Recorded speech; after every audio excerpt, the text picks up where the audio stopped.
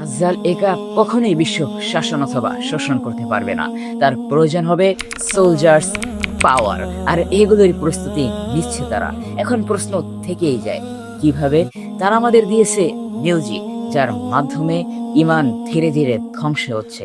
জেনে বড়ই অবাক হবেন, বিশ্বে 60 থেকে 90% মুসলমান কন্টিনিউয়াসলি কোনো না কোনো ভাবে এই মিউজিকের সাথে সম্পৃক্ত।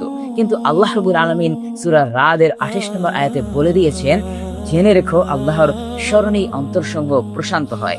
অর্থাৎ স্মরণ, জিকির, কোনো মদ, জুয়া, শব্দ কিংবা মিউজিক নয়। এবং ইসলাম বলে হৃদয়কে জীবিত রাখে একমাত্র আল্লাহর স্মরণ, কোনো শব্দ, গান, বাদ্য, মিউজিক কিংবা মদ, জুয়া নয়। তারা আমাদের দিয়েছে সোশ্যাল মিডিয়া, যাতে অধিকাংশ কন্টেন্টই অশ্লীল, এবং যার ফলশ্রুতিতে মুসলিমরা ইসলামটা মানতে পারছে না, মুসলিমরা ধরে রাখতে পারছে না তাদের ঈমান। তারা আমাদের দিয়েছে আধুনিকতার নামে একটি ফিতনার বীজ ঢুকিয়ে, যার ফলশ্রুতিতে নারীর মুখে থাকছে না ওড়না, যার ফলশ্রুতিতে সমাজে বাড়ছে ব্যভিচার, যার ফলশ্রুতিতে আমরা আর ঠিকভাবে ঈমান ধরে রাখতে পারছি না। অতএব ডিসিশন আপনার, কোন দিকে যাবেন আপনি।